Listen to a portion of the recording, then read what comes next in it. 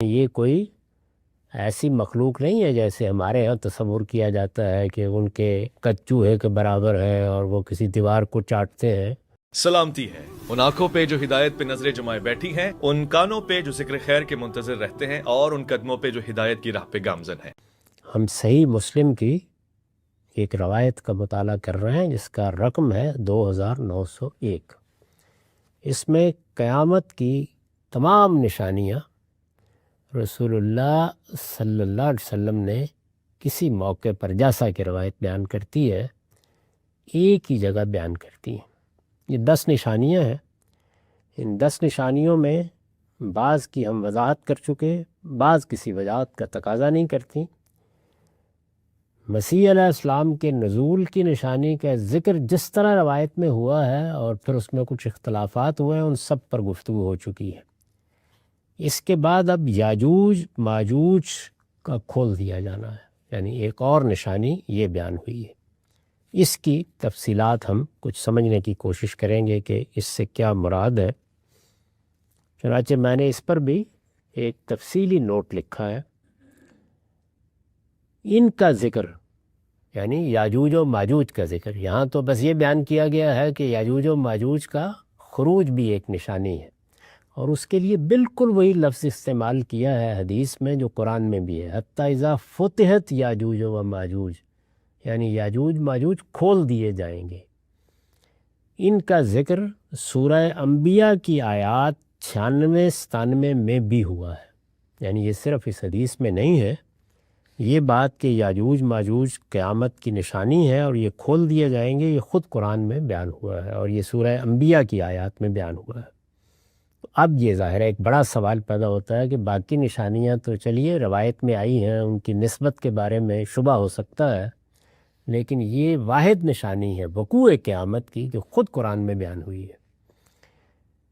یہ دونوں یعنی یاجوج ماجوج دونوں نوح علیہ السلام کے بیٹے یافس کی اولاد میں سے، یعنی یہ کوئی ایسی مخلوق نہیں ہے جیسے ہمارے یہاں تصور کیا جاتا ہے کہ ان کے قد چوہے کے برابر ہے اور وہ کسی دیوار کو چاٹتے ہیں۔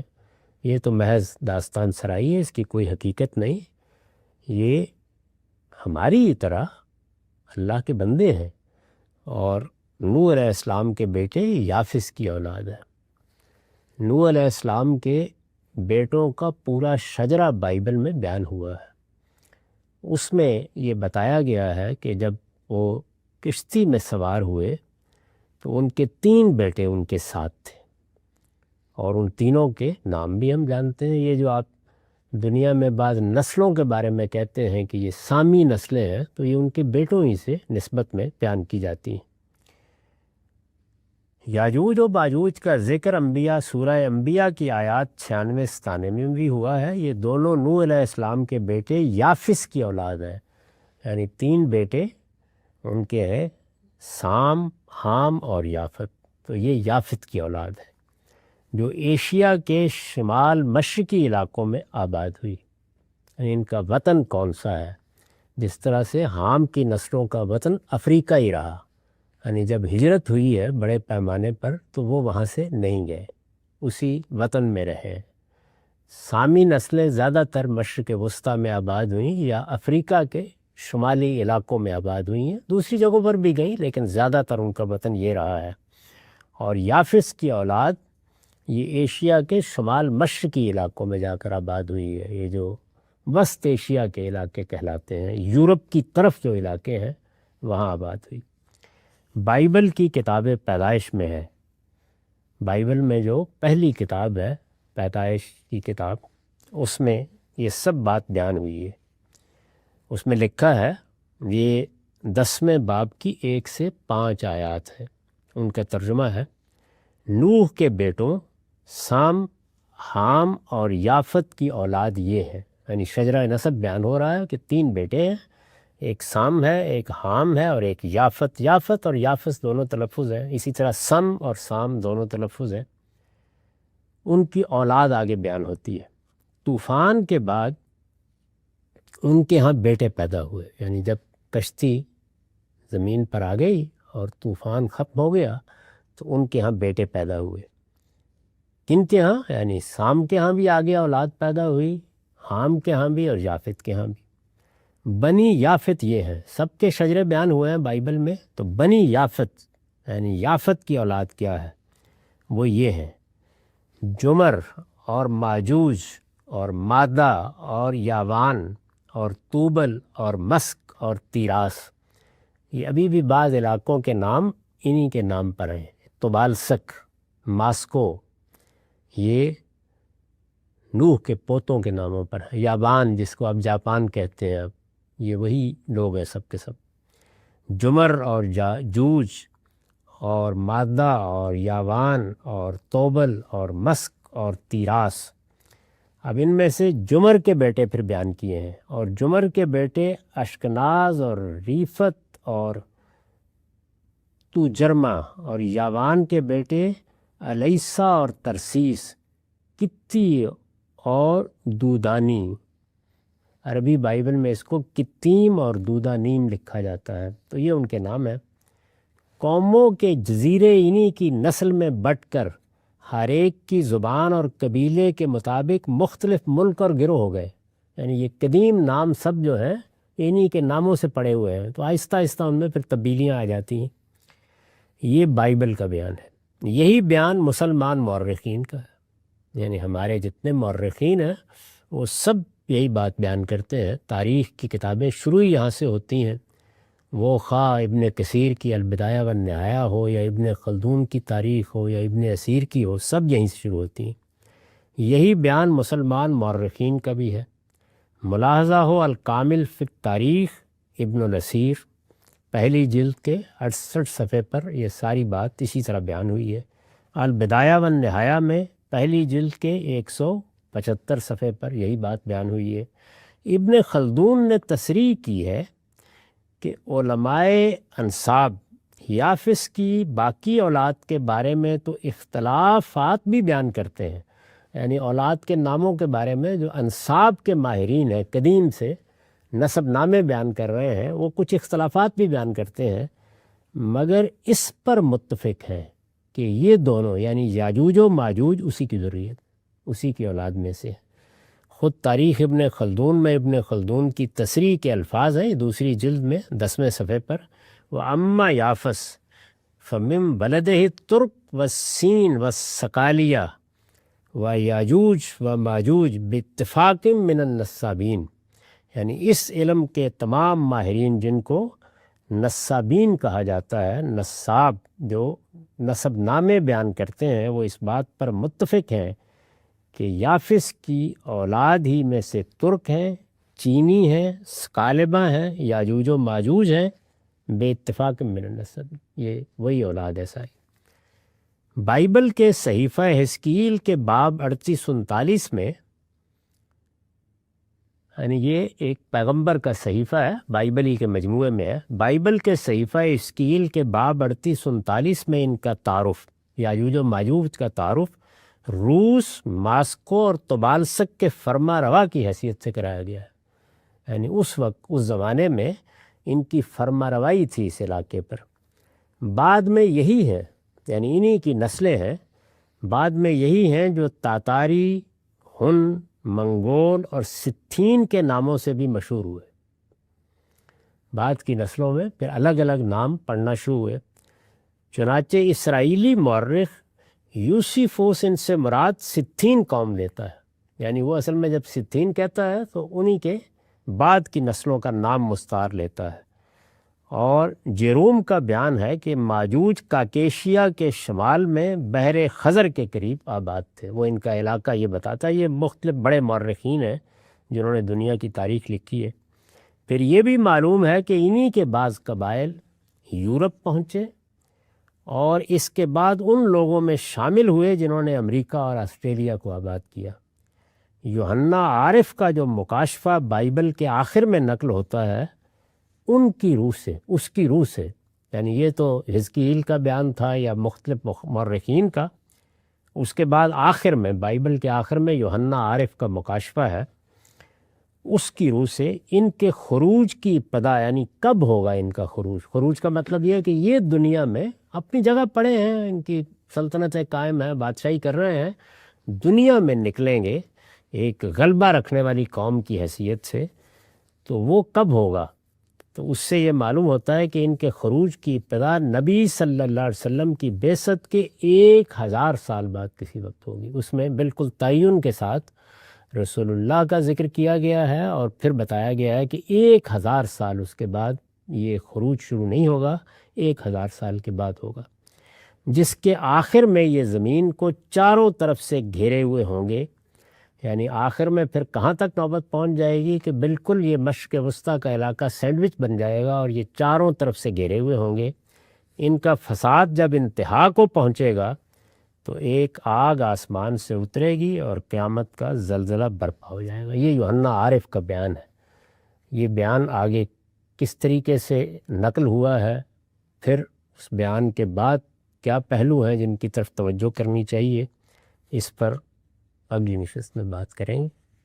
بسم اللہ الرحمن الرحیم۔ ہم صحیح مسلم کی ایک روایت کا مطالعہ کر رہے ہیں جس کا رقم 2901 ہے۔ اس میں قیامت کی علامات بیان ہوئیں۔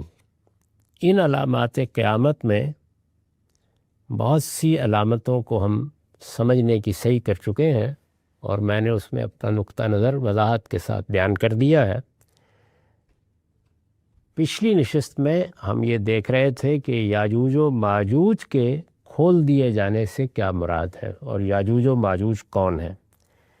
اس میں بات یہاں تک پہنچ گئی تھی کہ یاجوج و ماجوج کے بارے میں تو مورخین بھی یہی بتاتے ہیں، بائبل میں بھی یہی بیان کیا گیا ہے کہ یہ وسط ایشیا کی اقوام ہے، اور یہ یافس کے بیٹے ہیں، یعنی یافس کی اولاد ہیں، اور یافس سیدنا نوح علیہ السلام کے تیسرے فرزند کا نام ہے۔ سام، حام اور یافس، یہی 3 ہیں جن کی نسل پھر دنیا میں پھیلی ہے۔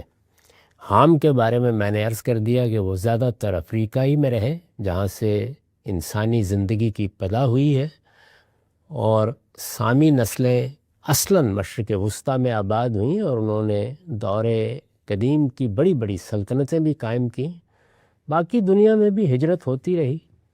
یہ لوگ یعنی یافس کی اولاد زیادہ تر وسط ایشیا میں آباد ہوئی۔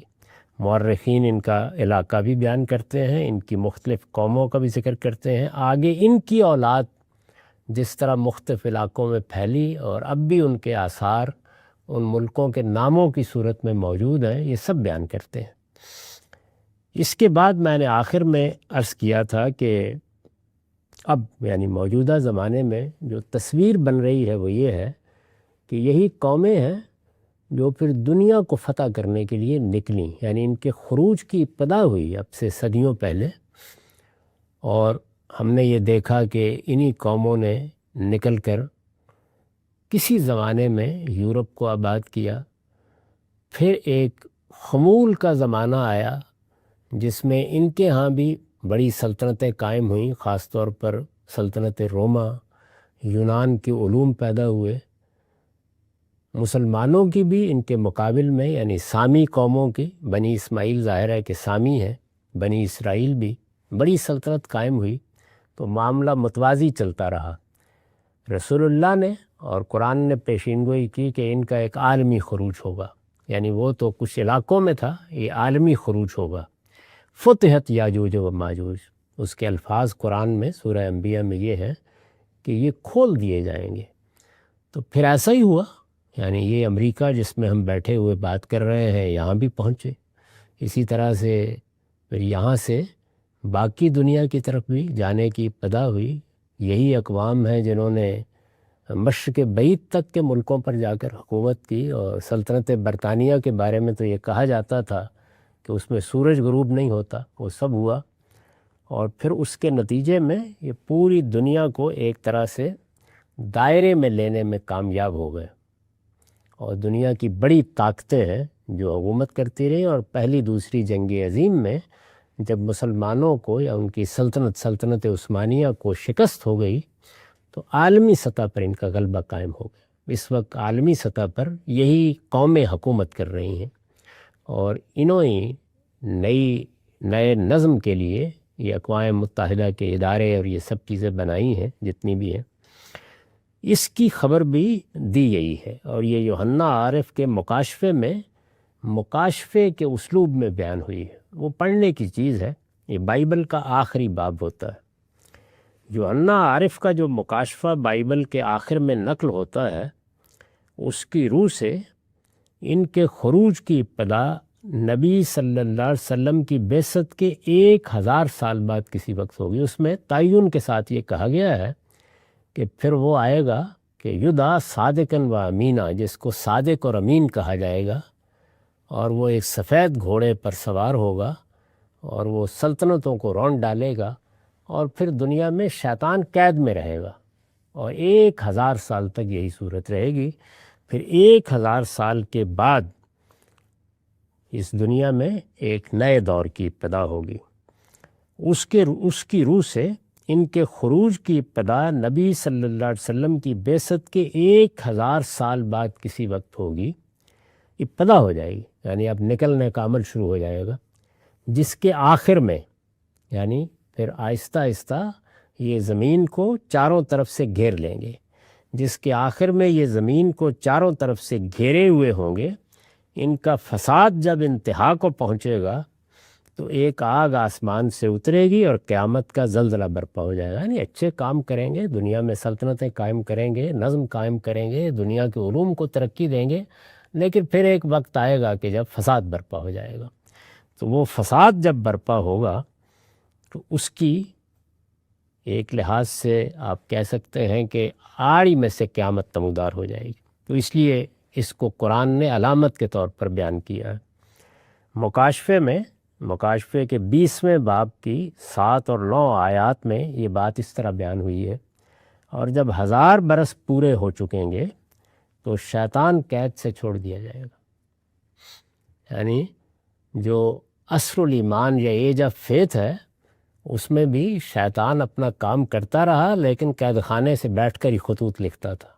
اس وقت صورتحال یہ تھی، چھوڑ دیا جائے گا، اور ان قوموں کو جو زمین کی چاروں طرف ہوں گی، یعنی جوج و ماجوج، گمراہ کر کے لڑائی کے لیے جمع کرنے کو نکلے گا۔ ان کا شمار اس وقت، یہ قومیں کتنی بڑی تعداد میں ہوں گی، ان کا شمار سمندر کی ریت کے برابر ہوگا، اور وہ تمام زمین پر پھیل جائیں گی۔ یعنی پوری دنیا میں جب وہ آخری فساد برپا ہوگا تو ان کا غلبہ قائم ہو جائے گا۔ غلبہ ایک تو وہ ہے جس کی تصویر ہم پچھلی صدیوں میں دیکھ چکے ہیں، جو اس وقت بھی ایک دوسرے انداز سے قائم ہے، لیکن معلوم ہوتا ہے کہ ایک فساد کی صورت میں یہ چیز پیدا ہو جائے گی، اور مقدسوں کی لشکرگاہ اور عزیز شہر کو چاروں طرف سے گھیر لیں گی۔ مقدسوں کی لشکرگاہ، یہ مدینے کو پرانے صحیفوں میں کہا جاتا ہے، اس لیے کہ وہ صحابہ کرام کے اس لشکر کی ایک لحاظ سے چھاؤنی بنا ہے، جس سے انہوں نے پھر دنیا کو فتح کیا ہے۔ اور عزیز شہر وہ ہے جس کو شہر امین مکہ کہتے ہیں، اس کو قرآن مجید نے بھی بلد امین کہا ہے، یہ اسی کا ترجمہ ہے۔ اور مقدسوں کی لشکرگاہ اور عزیز شہر کو چاروں طرف سے گھیر لیں گی، یعنی نوبت یہاں تک پہنچ جائے گی کہ یہ دونوں شہر ہی رہ جائیں گے جن پر پھر آخری حملہ ہوگا۔ فرمایا اس وقت آسمان پر سے آگ نازل ہو کر انہیں کھا جائے گی، یعنی بس پھر خاتمے کا اعلان ہو جائے گا، سور پھونک دیا جائے گا۔ تو یہ مکاشفے کے الفاظ ہیں بائبل میں، اس کو آپ پڑھ سکتے ہیں۔ یہ پیشین گوئی بھی حرف بحرف پوری ہوئی ہے، اور گزشتہ کئی صدیوں سے یاجوج و ماجوج کا خروج شروع ہو چکا ہے۔ ظاہر جب یہ سب کچھ کہا گیا اس وقت تو کسی وہم و گمان میں بھی نہیں تھا یہ، لیکن یہ ہو گیا۔ اس وقت عالمی سطح پر انہی کی حکومت قائم ہے۔ یہ ذہن میں رکھیں کہ خود عثمانی بھی یہی تھے، یعنی ان کا بھی خروج، اصلاً مسلمانوں کی وہ حکومت جو بنی اسماعیل کے تحت قائم ہوئی، وہ عباسیوں کے ساتھ ختم ہو گئی۔ اس وقت عالمی سطح پر انہی کی حکومت قائم ہے، اور ان کا یہ خروج مختلف مراحل سے گزرتے ہوئے اب اپنے عروج کی طرف بڑھ رہا ہے۔ یعنی وہ عمل جاری ہے، اور معلوم نہیں کب تک جاری رہے گا۔ اس میں نے توجہ دلائی ہے کہ میں کوئی اس معاملے میں متفرد نہیں ہوں، کوئی نئی بات نہیں کر رہا۔ اس کی تفصیلات کے لیے آپ علامہ انور شاہ کشمیری کی فیض الباری دیکھ سکتے ہیں، اسی طرح ابوالکلام آزاد کا ترجمان القرآن دیکھ سکتے ہیں، سید ابوالعلا مودودی کی تفہیم القرآن دیکھ سکتے ہیں، سب اہل علم اس کو اسی طرح بیان کر رہے ہیں۔ اس کے بعد ایک آخری نشانی بیان ہوئی ہے، اور وہ یہ کہ آخر میں یمن میں ابین کے شہر عدن کے گڑھے سے ایک آگ نکلے گی جو لوگوں کو ہانک کر ان کے محشر کی طرف لے جائے گی۔ اس پر میں نے لکھا ہے کہ یہ وقوع قیامت کی پہلی اور تمام نشانیوں میں آخری نشانی ہے، جس کے بعد وہ ہوا چلے گی جو لوگوں کو اٹھا کر سمندر میں پھینک دے گی۔ اس ہوا کو آخری نشانی غالباً اس لیے نہیں کہا گیا کہ نشانی سے زیادہ ان لوگوں کے لیے گویا خود قیامت کی ابتدا ہے جو اس کے نتیجے میں سمندر کی نظر ہو جائیں گے، خاتمہ ہو جائے گا۔ اور اس کے بارے میں جو آخری الفاظ روایت میں آئے تھے وہ یہ تھے، یہ آگ جہاں لوگ رات گزاریں گے ان کے ساتھ وہیں رات گزارے گی، اور جہاں وہ قیلولہ کریں گے ان کے ساتھ وہیں قیلولہ کرے گی۔ مطلب یہ ہے کہ ان کا پیچھا نہیں چھوڑے گی یہاں تک کہ انہیں ہانک کر محشر میں لے جائے گی۔ تو آخر میں یہ ہوگا۔ یہ 10 نشانیاں ہیں، یہی بیان ہوئی ہیں، انہی کی باقی روایتوں میں تفصیلات ہیں، ان سے زائد کوئی چیز نہیں ہے۔ یہ 10 نشانیاں رسالت مآب صلی اللہ علیہ وسلم کی نسبت سے بیان کی گئی ہیں۔ اگر یہ نسبت درست ہے اور اس میں کسی قسم کا اختلاط نہیں ہوا تو یہ اسی طرح پوری ہو جائیں گی جس طرح قرب قیامت کی وہ دونوں نشانیاں پوری ہو گئی ہیں جو اس وقت ہم اپنی آنکھوں سے دیکھ رہے ہیں۔